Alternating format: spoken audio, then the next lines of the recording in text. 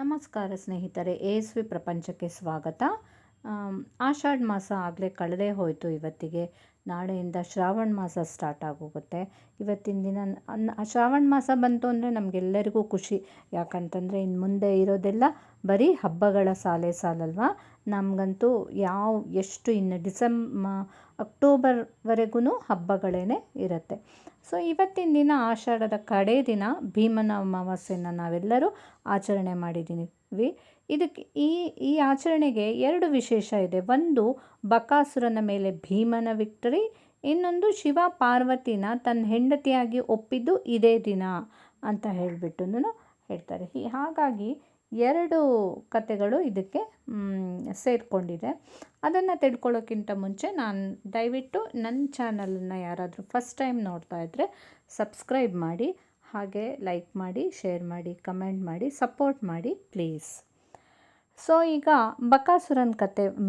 ಬಕಾಸುರ ಮತ್ತು ಭೀಮನ ಕಥೆಯನ್ನು ಫಸ್ಟು ನೋಡೋದಾದರೆ, ಏಕಚಕ್ರ ನಗರದಲ್ಲಿ ಇವರೆಲ್ಲ ಉಳ್ಕೊಂಡಿರ್ತಾರಲ್ಲ, ಪಾಂಡವರೆಲ್ಲ. ಆಗ ಒಂದು ಬ್ರಾಹ್ಮಣನ ಮನೆಯಲ್ಲಿ ಇರ್ತಾರೆ, ಅವರೆಲ್ಲ ಉಳ್ಕೊಂಡಿರ್ತಾರೆ. ಅದೇ ಏಕಚಕ್ರ ನಗರದಲ್ಲೇ ಈ ಬಕಾಸುರ ಸಹ ಆ ಊರಿನ ಆಚೆ ಒಂದು ಪರ್ವತದ ಹತ್ರ ಗುಹೆಯಲ್ಲಿ ಇರ್ತಾನೆ. ಅವನಿಗೆ ಏನು ಕಳಿಸ್ಬೇಕಾಗಿರುತ್ತೆ, ಎವ್ರಿ ಡೇ ಒಂದು ಬಂಡಿ ತುಂಬ ಅನ್ನ ಒಂದು ಮನುಷ್ಯನ ಊರಿಂದ ಇಲ್ದಿರೋ ಊರೊಳಗೆ ಬಂದು ಎಲ್ಲರನ್ನು ತಿಂದಾಕ್ಬಿಟ್ಟಿರ್ತಾ ಇರ್ತಾನೆ. ಅದಕ್ಕೋಸ್ಕರ ಒಂದು ಒಪ್ಪಂದ ಮಾಡ್ಕೊಂಡಿರ್ತಾರೆ, ನೀನು ಯಾರು ಪರ್ಮಿಷನ್ ಇಲ್ಲದೆ ಒಳಗೆ ಬರೋಂಗಿಲ್ಲ, ನಾವೇ ಊರಿಂದ ಒಬ್ಬೊಬ್ಬರನ್ನ ಕಳಿಸ್ತೀವಿ ದಿನ ಅಂತ ಮಾತಾಡ್ಕೊಂಡಿರ್ತಾರೆ. ಸೊ ಅವ್ನು ಬರ್ತಾ ಇರೋದಿಲ್ಲ, ಒಬ್ಬೊಬ್ಬರು ಒಂದೊಂದು ಮನೆಯಿಂದ ಹೋಗಬೇಕಾಗಿರುತ್ತೆ. ಆವತ್ತಿನ ದಿನ ಆ ಬ್ರಾಹ್ಮಣನ ಮನೆಯಿಂದ ಹೋಗಬೇಕಾಗಿರುತ್ತೆ. ಅವರಿಗಿರೋದು ಒಬ್ಬನೇ ಒಬ್ಬ ಮಗ, ತುಂಬ ಅಳ್ತಾ ಇರ್ತಾರೆ. ಆವಾಗ ದ್ರೌಪದಿ ಏನಂತ ಕಾರಣ ಕೇಳಿದಾಗ ಹೀಗೀಗೆ ಅಂತ ಅವರೆಲ್ಲ ಕತೆ ಹೇಳ್ತಾರೆ. ಆವಾಗ ಭೀಮ ನಾನೇ ಹೋಗ್ತೀನಿ ಅಂತ ಹೇಳ್ತಾನೆ. ಸರಿ, ದ್ರೌಪದಿಗೆ ಫುಲ್ಲು ನಂಬಿಕೆ ಅಲ್ವಾ ಭೀಮನ ಮೇಲೆ, ಏನಂದರೂ ಅವನು ಎಂಥ ರಾಕ್ಷಸರನ್ನು ಬೇಕಾದ್ರೆ ಸಾಯಿಸ್ತಾನೆ ಅನ್ನೋ ನಂಬಿಕೆ ಇರುತ್ತೆ. ಸೊ ಅವಳು ಹೋಗ್ಬಿಟ್ಟು ಬ್ರಾಹ್ಮಣನ ಹೆಂಡತಿ ಹತ್ರ ಹೇಳ್ತಾಳೆ, ನನ್ನ ಮಗನೇ ಹೋಗ್ತಾನೆ, ನನಗೆ ಹೇಗೂ 5 ಜನ ಮಕ್ಕಳಿದ್ದಾರೆ, ಸೊ ನಾನು ನನ್ನ ಒಬ್ಬ ಮಗನ ಕಳಿಸ್ತೀನಿ ಅಂತ ಹೇಳ್ತಾಳೆ. ಸಮಾಧಾನ ಮಾಡಿ ಅವರು ಎಷ್ಟು ಬೇಡ ಅಂದರೂ ಕೇಳಿದೆ, ಇವಳು ಭೀಮನೇ ಹೋಗಿ ಕೊನೆಗೆ ಬಕಾಸುರನ್ನ ವಧೆ ಮಾಡಿದ್ದು ಒಂದು ಬಂಡಿ ತುಂಬ ಅನ್ನ ತೊಗೊಂಡು ಹೋದ್ರೂ ಕೊನೆಗೆ ಬಕಾಸುರನ ವಧೆ ಮಾಡಿ ಬರ್ತಾನೆ. ಸೊ ಇದು ಒಂದು ಕತೆ. ಆದರೆ ಅದು ಇದೇ ದಿನ. ಹಾಗೆ ಶಿವ ಪಾರ್ವತಿನ ಮೆಚ್ಕೊಂಡಿದ್ದು ಸಹ ಇದೇ ದಿನ ಅಂತ ಹೇಳ್ತಾರೆ. ಸೊ ಅದು ಅಷ್ಟೇ ಅಲ್ಲದೇನು ಶಿವ ಪಾರ್ವತಿನ ಪೂಜೆ ಮಾಡಲಿಕ್ಕೂ ಅಲ್ಲೂ ಇನ್ನೊಂದು ಕತೆ ಇದೆ. ಅದು ಏನು ಅಂತಂದರೆ, ಒಬ್ಬ ರಾಜ ಇರ್ತಾನೆ, ಅವನಿಗೆ ಒಬ್ಬ ಮಗ ಇರ್ತಾನೆ. ಅವನು ಇನ್ನೇನು ಸಾಯೋ ಸ್ಟೇಜಲ್ಲಿರ್ತಾನೆ, ಅವ್ನು ಸಾಯ್ತಾನೆ ಅಂತ ಗೊತ್ತಿರುತ್ತೆ. ಆದರೂ ಆ ರಾಜಂಗೆ ತನ್ನ ಮಗಂಗೆ ಹೇಗಾದರೂ ಮಾಡಿ ಮದುವೆ ಮಾಡಬೇಕು ಅಂತ ಹೇಳಿಬಿಟ್ಟು ಆಸೆ ಇರುತ್ತೆ. ಸೊ ಅದಕ್ಕೋಸ್ಕರ ಹಾಗೆ ಅಂದ್ಕೊಳ್ತಾನೆ ಆ ಮಗ ಸತ್ತೇ ಹೋಗಿಬಿಡ್ತಾನೆ. ಆ ಸತ್ತು ಹೋಗಿರೋ ರಾಜ್ಕುಮಾರಂಗಾದರೂ ಮದುವೆ ಮಾಡಬೇಕು ಅಂತ ಹೇಳಿಬಿಟ್ಟು ಊರಲ್ಲೆಲ್ಲ ಡಂಗುರ ಹಾಕ್ಸ್ತಾನೆ. ಯಾರು ನನ್ನ ಮಗನ ಮದುವೆ ಆಗಕ್ಕೆ ಒಪ್ಕೊಳ್ತಾರೋ ಅವ್ರಿಗೆ ತುಂಬ ದುಡ್ಡು ಕೊಡ್ತೀನಿ ಅಂತ. ಆಗ ಏನಾಗಿರುತ್ತೆ, ಅದೇ ಊರಲ್ಲಿ ಒಬ್ಬರು ವಯಸ್ಸಾದ ಗಂಡ ಹೆಂಡತಿ ಇರ್ತಾರೆ, ಅವರಿಗೆ ಒಬ್ಬಳು ಮಗಳಿರ್ತಾಳೆ.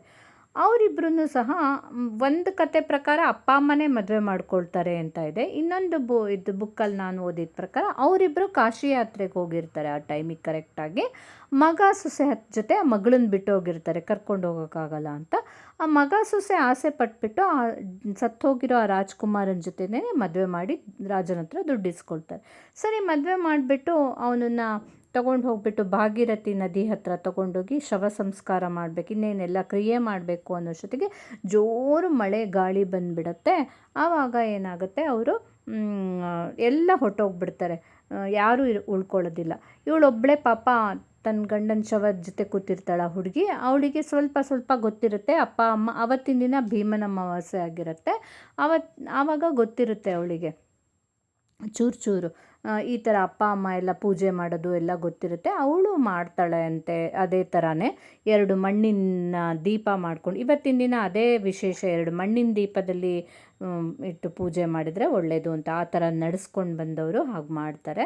ಆ ಶಿವನ ಪಾರ್ವತಿನೂ ಇದರಲ್ಲೇ ಮಾಡ್ಕೊಂಡ್ಬಿಟ್ಟು ಮಣ್ಣಿನ ದೀಪದಲ್ಲಿ ಪೂಜೆ ಮಾಡ್ತಾರೆ. ಸೊ ಹಾಗೆ ಇವಳು ಮಾಡ್ತಾ ಇರ್ತಾಳೆ. ಆವಾಗ ಒಂದು ಗಂಡ ಹೆಂಡತಿ ಯಂಗ್ ಕಪಲ್ ಬಂದುಬಿಟ್ಟು ಕೇಳ್ತಾರೆ, ಏನು ಇದೆಲ್ಲ ಅಂದಾಗ ಅವಳೆಲ್ಲ ಕತೆ ಹೇಳ್ತಾಳೆ, ಹೀಗೆ ತನ್ನ ಗಂಡ ಸತ್ತೋಗಿದ್ದು ಅದಕ್ಕೋಸ್ಕರ ಅಂತ. ಆವಾಗ ಅವರು ಅವ್ರ ಹತ್ರ ಬ್ಲೆಸ್ಸಿಂಗ್ ತೊಗೊಳಕ್ಕೆ ಹೋಗ್ತಾಳೆ. ಅವರು ದೀರ್ಘ ಸುಮಂಗಲಿ ಭವ ಅಂತ ಹೇಳ್ತಾರೆ ಅವಳಿಗೆ. ಆವಾಗ ಹೋಗು ನೀನು ಗಂಡನ ಎಬ್ಬಿಸು ಅಂತ ಹೇಳ್ತಾರೆ. ಹೋಗಿ ಎಬ್ಬಿಸಿದಾಗ ಅವನು ಎದ್ದೇಳ್ತಾನೆ. ಆವಾಗ ಅವಳಿಗೆ ಗೊತ್ತಾಗುತ್ತೆ ಅವರು ಶಿವಪಾರ್ವತಿನೇ ನನಗೆ ಹರಸಕ್ಕೆ ಬಂದಿದ್ದು ಅಂತ. ಸೊ ಆ ಥರದಲ್ಲಿ ಅದಕ್ಕೋಸ್ಕರನೇ ಇವತ್ತಿನ ದಿನ ಗಂಡನಿಗೆ ಪೂಜೆ ಮಾಡ್ತಾರೆ. ಎಲ್ಲ ಮದುವೆ ಆದವರೆಲ್ಲ ಇವತ್ತಿನ ದಿನ ಗಂಡನ ಆಯುಷ್ಯ ಆರೋಗ್ಯನ ಚೆನ್ನಾಗಿರಲಿ ಅಂತ ಹೇಳಿಬಿಟ್ಟು ಪೂಜೆ ಮಾಡ್ತಾರೆ. ಅರಿಶಿಣದ ದಾರ ಎಲ್ಲ ಕೈಗೆಲ್ಲ ಕಟ್ಕೊಂಡು ಕಂಕಣ ಕಟ್ಕೊಂಡ್ಬಿಟ್ಟು ಪೂಜೆ ಎಲ್ಲ ಮಾಡ್ತಾರೆ.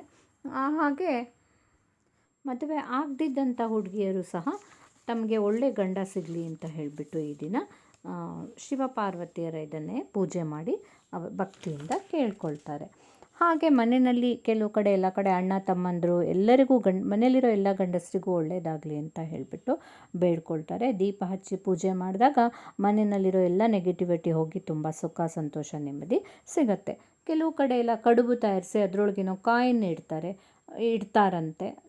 ಮನೆ ಗಂಡು ಮಕ್ಕಳೆಲ್ಲ ಅದನ್ನು ಒಡೆದುಬಿಟ್ಟು ಅದೇನೋ ಭಂಡಾರ ಬ್ರೇಕಿಂಗ್ ಅಂತ ಹೇಳಿಬಿಟ್ಟು ಹೇಳ್ತಾರಂತೆ. ಸೊ ಹೀಗೆ ಒಂದೊಂದು ಕಡೆ ಇವತ್ತಿನ ಫ್ರೈಡ್ ಐಟಮ್ಸ್ ಏನೂ ಮಾಡಲ್ಲ ತಿನ್ನೋದಕ್ಕೆ. ಸೊ ಹೀಗೆ ಒಂದೊಂದು ಕಡೆ ಒಂದೊಂದು ಥರ ಇರುತ್ತೆ. ಪ್ರತಿಯೊಂದು ಹಬ್ಬ ಹರಿದಿನಕ್ಕೂ ಆ ಪ್ಲೇಸಲ್ಲಿ ಅದರದ್ದೇ ಆದ ವಿಶೇಷತೆ ಇರುತ್ತೆ. ಹಳೆ ಪದ್ಧತಿ ನಡ್ಕೊಂಡು ಬಂದಿರುತ್ತೆ.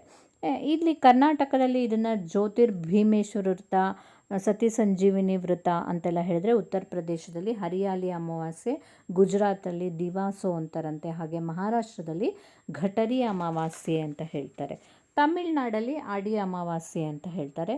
ಸೊ ಈ ದಿನ ರಾಮೇಶ್ವರಕ್ಕೆ ಏನಾದರೂ ಹೋಗಿಬಿಟ್ಟು ಅಗ್ನಿ ತೀರ್ಥದ ಸ್ನಾನ ಮಾಡಿ ಹಿರಿಯರಿಗೆಲ್ಲ ತರ್ಪಣ ಕೊಟ್ಟರೆ ಒಳ್ಳೆಯದು. ಯಾಕಂದರೆ ಶ್ರೀರಾಮ ಇಲ್ಲಿ ಅದನ್ನೆಲ್ಲ ನಡೆಸ್ಕೊಂಡು ಬಂದಿರ್ತಾರೆ. ಅದಕ್ಕೋಸ್ಕರ ಶಿವಪಾರ್ವತಿನೂ ಸಹ ಇಲ್ಲೇ ಬಂದು ಮರಳಲ್ಲಿ ತಯಾರಿಸಿ ಮಾಡಿದ್ದು. ಹೀಗೆಲ್ಲ ರಾಮೇಶ್ವರಕ್ಕೂ ಇದಕ್ಕೂ ಕನೆಕ್ಷನ್ ಇದೆ. ಒಟ್ಟಿನಲ್ಲಿ ಈ ಅಮಾವಾಸ್ಯೆ ದಿನ ಪಿತೃ ಕಾರ್ಯಗಳನ್ನು ಮಾಡಿದ್ರೂ ಸಹ ತುಂಬ ಒಳ್ಳೆಯದಾಗತ್ತೆ. ಹಾಗೆ ನಮ್ಮ ತುಳುನಾಡು, ಉಡುಪಿ ಮಂಗಳೂರು ಕಡೆ ಎಲ್ಲ ಇನ್ನೂ ವಿಶಿಷ್ಟವಾಗಿ ಇದನ್ನು ಆಚರಣೆ ಮಾಡ್ತಾರೆ. ಈ ದಿನ ಏನು ಮಾಡ್ತಾರೆ ಅಂತಂದರೆ ಪಾರ್ವತಿನ ಶಿವಪಾರ್ವತಿಯ ದೇವಸ್ಥಾನದಲ್ಲಿ ತುಂಬ ಚೆನ್ನಾಗೆಲ್ಲ ಪೂಜೆ ಇರುತ್ತೆ. ಮನೆಯಲ್ಲೂ ಅಷ್ಟೇ ಪಾರ್ವತಿ ಶಕ್ತಿ ದೇವತೆಯಾಗಿ ಪೂಜೆ ಮಾಡ್ತಾರೆ. ಎಲ್ಲ 5 ತತ್ವಗಳನ್ನು ಗಾಳಿ, ನೀರು, ಬೆಂಕಿ, ಆಕಾಶ, ಭೂಮಿ ಅದನ್ನೆಲ್ಲ ಪೂಜೆ ಮಾಡ್ತಾರೆ. ಹಾಗೆ ಇನ್ನೊಂದು ವಿಶೇಷ ಅಂತಂದರೆ ಈ ಟೈಮಲ್ಲಿ ಮಂಗಳೂರು, ಉಡುಪಿ ಕಡೆ ಎಲ್ಲ ತುಂಬ ಮಳೆ, ನೆಗಡಿ, ಶೀತ, ಕೆಮ್ಮು, ಜ್ವರ ಬರೋದೆಲ್ಲ ಜಾಸ್ತಿ. ಅದಕ್ಕೋಸ್ಕರ ಏನು ಮಾಡ್ತಾರೆ ಅಂತಂದರೆ ಪಾಲೆ ಮರ ಅಂದರೆ ಒಂಥರ ಆಲೆ ಮರ, ಹೊನ್ನೆ ಮರ ಏನೇನೋ ಹೇಳ್ತಾರೆ, ಅದಕ್ಕೆ ಪಾಲೆ ಮರ ಅಂತ ಹೇಳ್ತಾರೆ ಅಲ್ಲೆಲ್ಲ. ಅದರದ್ದು ಚಕ್ಕೆದು ಕಷಾಯ ಮಾಡಿಬಿಟ್ಟು ಅದನ್ನು ಅದು ಯಾಕಂತಂದರೆ ಆ ಮರದಲ್ಲಿ ಅಮಾವಾಸ್ಯೆ ಹಿಂದಿನ ದಿನ ಎಲ್ಲ ದೇವತೆಗಳು ನೆಲೆಸಿರ್ತಾರೆ ಅಂತ ಹೇಳ್ತಾರೆ. ಅದಕ್ಕೋಸ್ಕರ ಆವತ್ತಿನ ದಿನ ಆ ಮರಕ್ಕೆ ತುಂಬ ಶಕ್ತಿ ಬಂದಿರುತ್ತಂತೆ. ಹಾಗಾಗಿ ಬೆಳಿಗ್ಗೆ ಎದ್ದ ತಕ್ಷಣ ಅದನ್ನು ಕಲ್ಲಿಂದನೇ ಕೆತ್ತಬೇಕು. ಚಕ್ಕೆನ ಏನೇನೋ ಕಬ್ಬಣ ಬೆಳೆಸಬಾರ್ದು, ಕಲ್ಲಿಂದ ಕೆಚ್ಚಿ ಆ ಚಕ್ಕೆನ ತೊಗೊಂಡು ಬಂದು ಅದಕ್ಕೆ ಇನ್ನೂ ಎಲ್ಲ ಕಷಾಯದ ಐಟಮ್ ಲೈಕ್ ಕಾಳುಮೆಣಸು ಎಲ್ಲ ಹಾಕಿಬಿಟ್ಟು ಮೆಡಿಸಿನಲ್ ಕಷಾಯ ತಯಾರು ಮಾಡಿ ಮನೆಯವರೆಲ್ಲ ಮೆಂತೆ ಗಂಜಿ ಅಂತ ಮಾಡ್ತಾರೆ. ಹಾಗೆ ಇದನ್ನು ಸಹ ಮಾಡಿಕೊಂಡು ಕಷಾಯನ ಎಲ್ಲರಿಗೂ ಕೊಟ್ಟು ಕುಡಿಯೋಕ್ಕೆ ಕೊಟ್ಟು ಅವರು ಆಮೇಲೆ ಹೋಗಿಬಿಟ್ಟು ದೇವಸ್ಥಾನಗಳಿಗೆ ಹೋಗಿ, ಕೆಲವು ದೇವಸ್ಥಾನದಲ್ಲೆಲ್ಲ ತೀರ್ಥ ಸ್ನಾನ ಮಾಡೋದಿರುತ್ತೆ. ಹಾಗೆ ಅದನ್ನೆಲ್ಲ ಮಾಡಿಬಿಟ್ಟು ಆ ರೀತಿ ವಿಶೇಷವಾಗಿ ಅಲ್ಲಿ ರೀತಿಯ ಥರ ಆಚರಣೆ ಮಾಡ್ತಾರೆ. ಹೀಗೆ ಪ್ರತಿಯೊಂದು ಕಡೆಗೂ ಸಹ ಬೇರೆ ಬೇರೆ ಥರದ ಅದರದ್ದೇ ಆದ ರೀತಿ ಇರುತ್ತೆ. ಸೊ ಒಟ್ಟಿನಲ್ಲಿ ಹಬ್ಬ ಅಂದ್ರೇ ಒಂಥರ ವಿಶೇಷ, ಸಂತೋಷ. ಸೊ ನಮಗಂತೂ ಈ ವರ್ಷ ಹೊಸದಾಗಿ ಹಬ್ಬ ಬಂತು. ಇನ್ನು ಉದ್ದಕ್ಕೂ ನಾಗರ ಪಂಚಮಿ ಬಂತು, ವರಮಹಾಲಕ್ಷ್ಮಿ ಹಬ್ಬ ಬರುತ್ತೆ. ಹೀಗೆ ವರ್ಷ ಪೂರ್ತಿ ಹಬ್ಬ ನಮಗೋಸ್ಕರ ಕಾದಿದೆ. ಬನ್ನಿ ಮನೆಯವರೆಲ್ಲ ಸೇರಿ ಆ ಹಬ್ಬನೆಲ್ಲ ಆಚರಿಸಿ ಖುಷಿಯಾಗಿ ಕಳೆಯೋಣ. ದೇವರು ಎಲ್ಲರಿಗೂ ಆಯುಷ್ಯ ಆರೋಗ್ಯ ಎಲ್ಲನೂ ಕೊಟ್ಬಿಟ್ಟು ಕಾಪಾಡಲಿ ಅಂತ ನಾನು ಸಹ ಆ ದೇವರಲ್ಲಿ ಕೇಳ್ಕೊಳ್ತೀನಿ. ಹಾಗೆ ಎಲ್ಲರಿಗೂ ಒಳ್ಳೆಯದಾಗಲಿ. Thank you.